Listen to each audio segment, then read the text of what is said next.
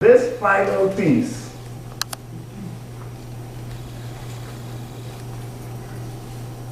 was written is, what's the word I use? Is set. That's the appropriate word. On the island of Tobago. The island of Tobago sits 22 miles to the northeast of Trinidad. Venezuela sits 11 miles from Trinidad. So vis-a-vis distance, Venezuela is a lot closer. But the island of Trinidad and Tobago is a twin island state, bound together 1819. So they have one government. So this is set on the island of Tobago. We had just arrived from the airport, having survived a torrential rain that only served to raise the tropical heat to an alarming swelter. I have to sit down here to tell you guys this story.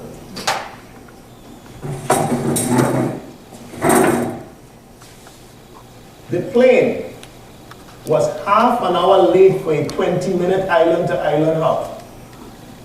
The plane was full and overbooked. Without apology, they put us on the second. The plane was spacious enough, with a clear, fruity smell. Mangoes, I think, or was it ripe sapodilla, maybe guava? But I remember looking around. Some white, some brown, some black, a few yellow, some business, some casual, some with hat, some barehead, some bearded, some well-groomed, some with dreads. It was like a mini Caribbean world heading to Tobago for business or pleasure. The rain was pouring bucket a drop by the time we landed at Crown Point. People began descending 2 stairs at a time, sprinting from the plane across the rain-soaked tarmac to the shelter of the small airport. Between the sheets of water, you could see the sign, "Welcome to Tobago," etched on a whiteboard above the building we were all running towards. We were here now, laying flat on the bed with the fan and air conditioning at full blast, yet sweating profusely. It was just past noon on the island of Tobago. A snore jolted me out of my sleep. It was 2 o'clock, and just as hot. We had disappeared in one spot for 2 hours. Our sweat soaked the white sheets, leaving a body blob like a chalk line at a murder scene. We brought a few items from Trinidad, just to save a little bit of money. We forgot to bring sugar and didn't need salt. Bread, we needed bread. So we decided that we'd go to the neighborhood store, get sugar bread, got a bottle of rum punch, and maybe some kind of junk to eat. Maybe some currants or cookies or currant roll or, currant roll. We were told that there was a reasonably priced grocery store just down the road, within walking distance from the guest house. She took charge of the shopping list and the monies.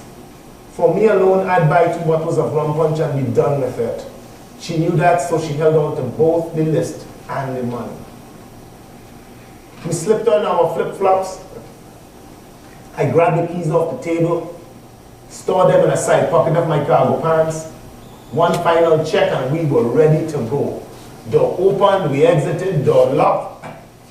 We descended the 3 flights of stairs and were on our way. We had walked for a 10-minute, half an hour. It may have only been 10 minutes, but it felt like half an hour. The sweltering heat was getting the better of me. There was no evidence of the torrential rainstorm that had drenched the entire island just a few hours before.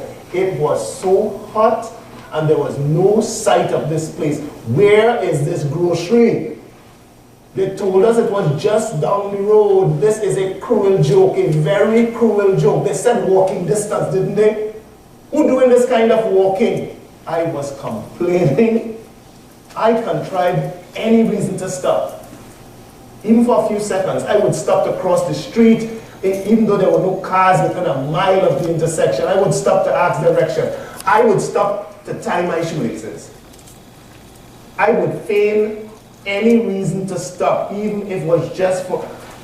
I was tired. We finally arrived at our destination, stumbling through the self-opening door into the welcoming arms of some cool, conditioned air. I could easily have spent the night right there. We released the shopping cart and hit the aisles. There was neither key nor gauge telling us what might be found up or down each aisle, but we did not mind that much. We were safe and air-conditioned cool. We ambled up one aisle and down the other, checking prices, figuring out the exchange rate from US to TT and vice versa, amused at some, shocked at others. 40 minutes later, we exited with goods in tow. Or so we thought. A short taxi ride brought us back to our temporary home. Up the winding staircase to the 3rd floor, through the wooden door with a tiny plate glass window, we were back and ready to eat. Eggs, check. Milk, check. Juice, check. Butter, check. Bread. Oh man. Bread? No bread. We had surely brought bread. We remembered paying for it. The receipt verified the purchase. The bread was left at the store. A cloud of disappointment, disbelief, and anger enveloped us. We had to get that bread. We were so tired. We had to get that bread. Determined, stubborn, and tired, we stepped into the hot night air. We were on a mission to get our bread. I called the store, they had it on hold for us. It was near 10:13 by the time we started back for home. We got our bread. I bought another bottle of rum punch. One can never have too much island rum punch. Our mission accomplished, we set about on our walk back to Douglas. The streets were quiet. One lonely street light kept winking menacingly at us. There was clearly an effort to light the streets, failed, but an effort nonetheless. The street lamps were placed to the ends and the middle of each block, but some of the blocks were so long that the rays more often than not, they failed in their efforts to brighten their third of the street, leaving great expanses of darkness. And so many of the lights just got tired of trying. They just went to sleep with the sun. The moon did what it could to keep the situation, but it was like light, then darkness, then light, then darkness. I put her to my inside, kept silent vigil, and we walked. Like two ants across a vast checkered board. Darkness, then a little light, and darkness, then a little light. We walked. A few rum shops were open, busy, sharing their booze and their noise and their lights, breaking the darkness and monotony. Most other places were shuttered up for the night. Now, the rum shops were welcome. Noisy sights shattering the quiet. We walked. An occasional car sped by. We walked. Rushing water. The rain had stopped hours ago. So this water was clearly a busted main or a leaking standpipe. I dipped my feet in the rushing tide just enough to get the soles of my slippers wet and maybe a few of my toes. The reflection of the moon tickled through the running water. A putrid smell. What's that smell? Ugh. A horridly pungent smell swung up our nostrils and lodged itself deep into our sinuses. What was that? I gasped, cupping my free hand close to my nostrils, breathing deep into the plastic bag that held the loaf of bread. At the corner, to the left, a standpipe was gushing. A man, fully clothed, jacket and tie, light blue. Maybe the moon made it look that way. A tall man, 6'3", 6'4". Slender, but competently built. He was folded up like an accordion, bathing himself below the open pipe. An awful stomach-churning smell. We were both transformed, yet lifted as if by the hand of God, sideways and into the street. Our steps quickened. Yeah, we were afraid. We laid silent, afraid to acknowledge even to each other what we had just witnessed. This was not normal behavior, and certainly not 11 o'clock at night. Strange, very strange, and that smell. Corneas dilated, ears and eyes listening with unmatched intensity, driven to get home, to get away. We were in the middle of the street now, walking, no running, but not quite scared. Yes, we were scared. Clunk! Drag. Clunk! Drag. A heavy, deliberate thud. And then a drag of metal on pavement. A curiously frightful sound behind us. Clunk. Drag. Clunk. Drag. Never quite, like getting closer, but never far away, as if stalking.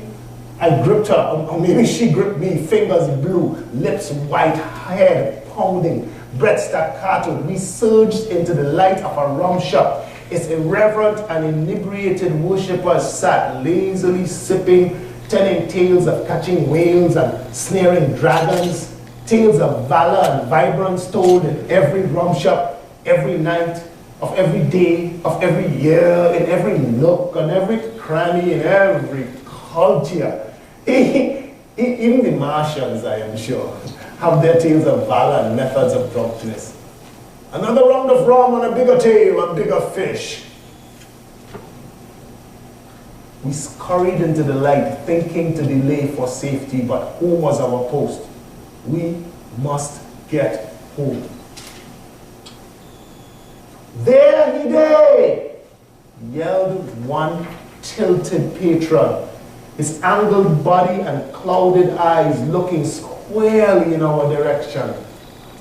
All in the rum shop raised. They raised off their chairs, their stools, their counters, all in unison, as if the church of alcohol had just released its bowels into the Sunday. As if some unholy, damned puppeteer was in his final act. They headed towards us, bottles held firm by the nape. I shifted her behind me. This was our final stand. My bread was my shield. My newly acquired bottle of rum punch was my lance. Thoughts of childhood, no Christmas, no yesterday, no. Every wish, every thought, every memory, every experience, all at once and in no particular order, just flooding and stuck. This was my final. I was taking one of them with me, maybe two. They charged, I held firm, bottle at the ready, they claimed close. I raised and they parted. They parted like I was Moses and they were the Red Sea. They parted. Their gaze, their surge, their enthusiasm remained firmed and focused. Just not at us. We were party to some cynical dance of division. Shouts, yells, screams, where he day, up day, he gone so, it's tonight. You have the salt? My hands shook, but for just a second. I lost my breath, but for just a second. This wasn't the time. Later, I could tremble. Later, I could acknowledge fear, but not now, not yet. I waited for the charge that never came. They ran past me, yelling, screaming, cursing into the night. I felt invisible. I was invisible. We were invisible. Fright is a curious thing. I cannot say how we got home, but we were there. Door locked and bolted, huddled together in the bedroom. She was sobbing profusely. We fell asleep with the lights on. The sun rose as it always did, welcoming a new day. The rooster crowed its customary alarm. We forgot the night before, or at least we settled on a story that would make us feel comfortable. Anyway, it was dawn. The world was soon to be lit with 10 trillion volts of sunshine. There were beaches to conquer and great food to gorge upon: crab, lobster, mackerel, sauce, cassava, pilau, roti, soursop. All was right with the world. We quickly pushed the goings-on of the previous night into our faded memory file. That's where it should be. Eggs with toasted bread, a cup of tea and a piece of fruit. Yes, we bought a pawpaws. So we said our grace, ate heartily, washed and dried the dishes, changed into our bath attire, pulled the towels, got the keys, slipped into our slippers, unlatched, unlocked, and opened. Wet. Wet. One wet footprint. One wet shoe print right in front of the door. You know the little opaque glass was foggy, as if someone had breathed a cold, condensed breath onto it. We closed and locked the door and descended the 3 flights of stairs to the pool, gingerly stepping into the welcoming waters. All would soon be washed away. We played and bathed, swimming like 2 wounded walruses up and down the length of the swimming pool. We sat on the edge and talked, slopping the water with our bare feet. We were on vacation. What's that smell? It's gross.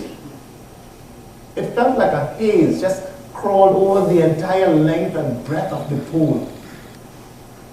I wonder if some garbage dumped around here and the wind's blowing it this way. Smells like it's hanging over the pool though. Smells like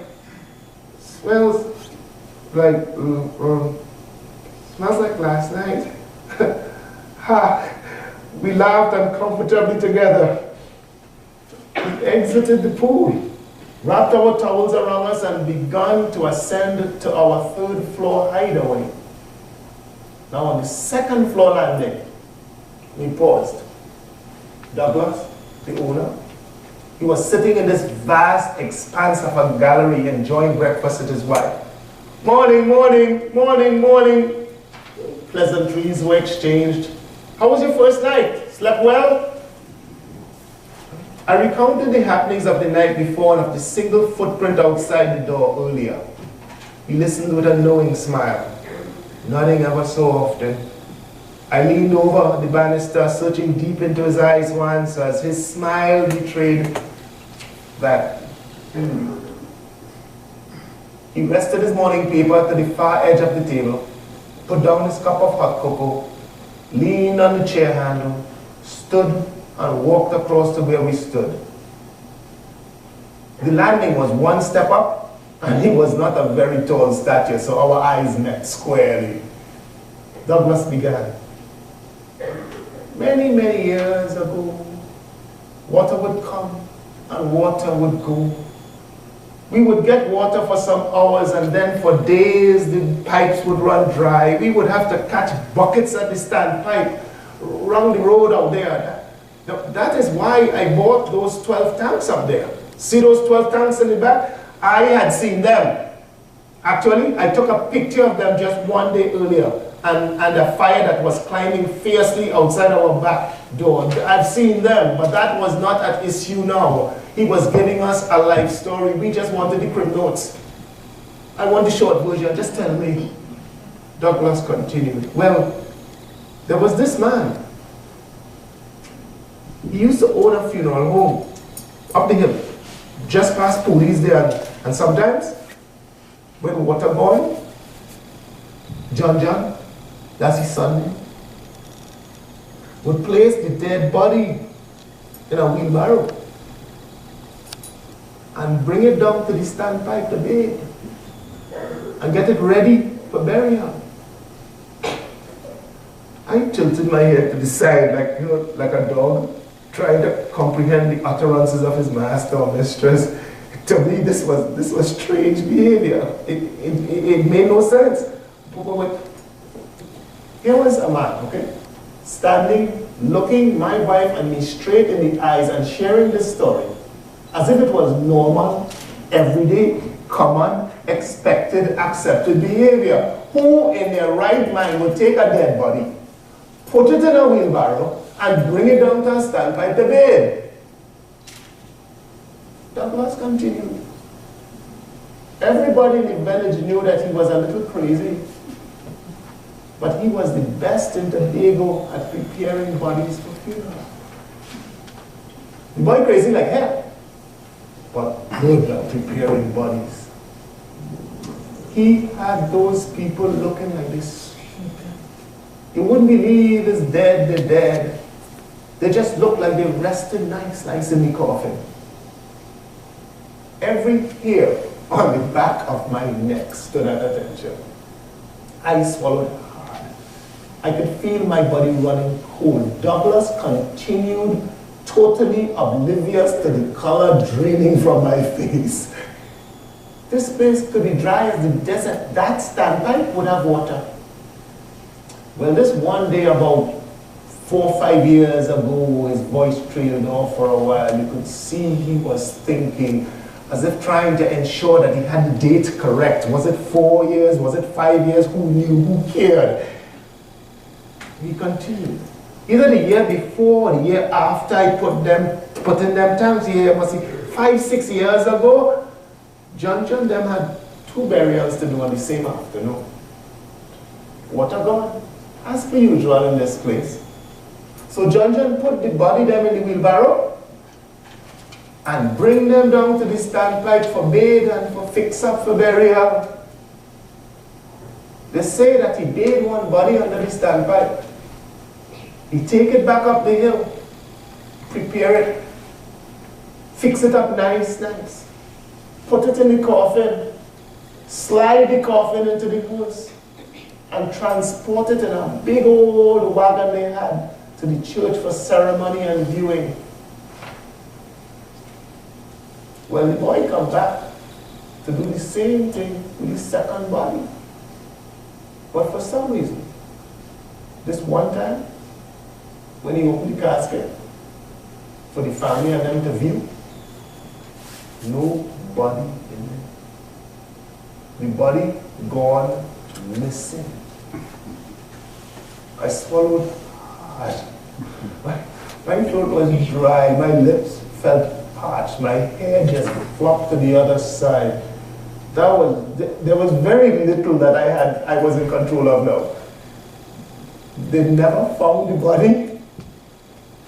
They never find the body. It is said that fear has a funny way of laying bare all pretentiousness of man or woman, all semblance of my well-maintained, well-manicured American accent disappeared. No, serious, they never find the body. Douglas responded, serious like a heart attack. Boy, they never find the body. It was slow, it was deliberate, it was firm. I felt my knees buckle. 2 cloudy beads of sweat rolled down my armpits. Douglas shook his head. His eyes were vacant. He wasn't talking to me anymore. People say it's from that day, John went crazy. You would see John walking all around Tobago with the empty wheelbarrow looking for the body. Especially during full moon, you could hear John clear, calling the body to come home. Douglas shook his head one more violent shake, as if he was trying to get some gory mental tattooed image out. Like, you know, like Macbeth's Banco, you know, out be your damn spot. He puffed his cheek and exhaled slowly. But they never find the dead man's body, so he never had a funeral. No sign of the dead man. Nowhere. The only casket, nothing, only water. So what happened? I thought. What happened? He exulted.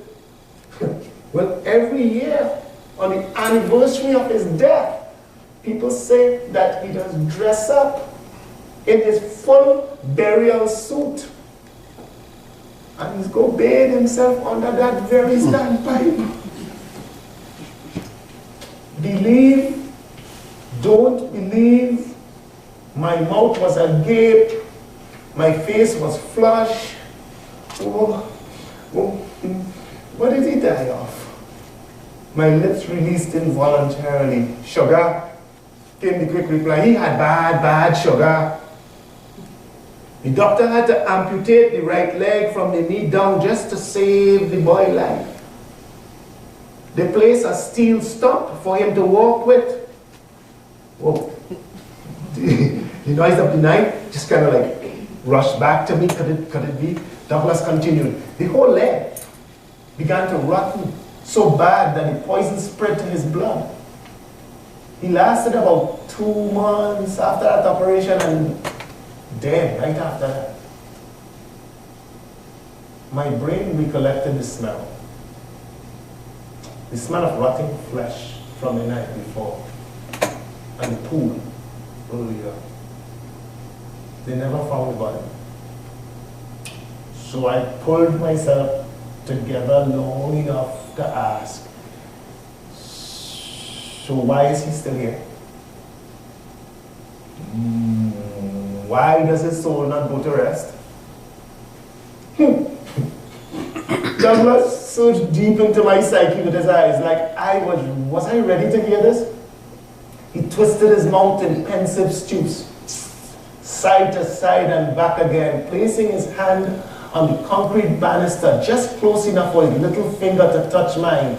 He shared in calm, clear tone. They say that he searches for a body to enter.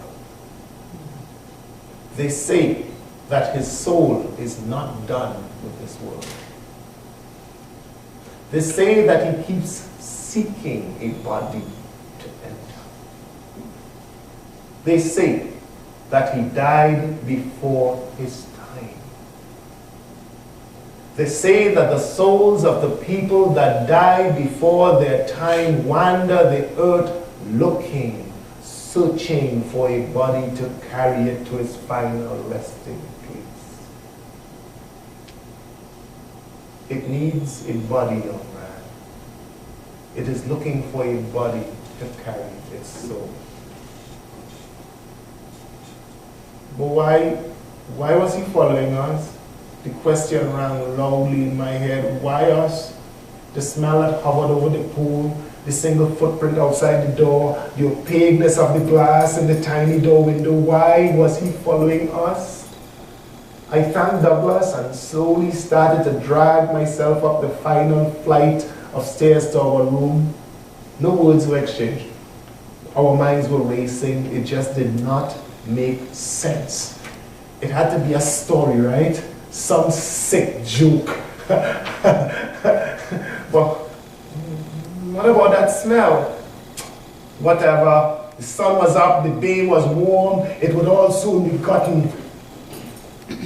We had not gone 5 steps when we heard Douglas chuckle in a deep, knowing laugh. Here now, he called behind me. You know, I think I better change all your room. You see this full moon coming in here? He done nowhere on this thing. Come to think of it, he just about your height and size now. Ain't that so, hon? He turned to his wife. His wife responded, looking up and over her glasses. Yeah, a deep contemplative pause. I think you're right, yes, Donnie. Yeah, put him in the one that Junior just cleaned, the one where the people from Canada was in. My stomach was in my throat. My knees felt weak. This was not funny to begin with, and it certainly was not funny now. Douglas continued, where's your height? 6'3", 6'4"? Yeah, tomorrow. I'll find you 2 another room. I think you know where you're staying, and he's probably coming back tonight. I have a couple coming in tonight on the last boat from Trinidad. I'll switch up the rooms. Yeah, that will work. That makes sense. We had 3 more days in this place. What would changing a room do? How would his soul get into mine? Where can I go? Where must I avoid it? It was only just beginning. My hands were shaking, fumbling to open the door. I was sick. Like 1,000 boat rides in rough waters. I was sick. Hold on there, he called. Let me get some garlic for all it to hang on all your door. You have salt? Sprinkle a little salt, a little bit by each corner of the bed, just a pinch by each corner. I have a feeling he's coming back in truth tonight. My entire body just weakened under me. My feet failed me. I flopped down onto the step like a piece of jello tossed against a wall. We had 3 more days. 3 more days. Oh, one last thing. He was at the landing now. Here now. The water he was bathing in, tell me. You didn't get your foot wet in it, right? The end.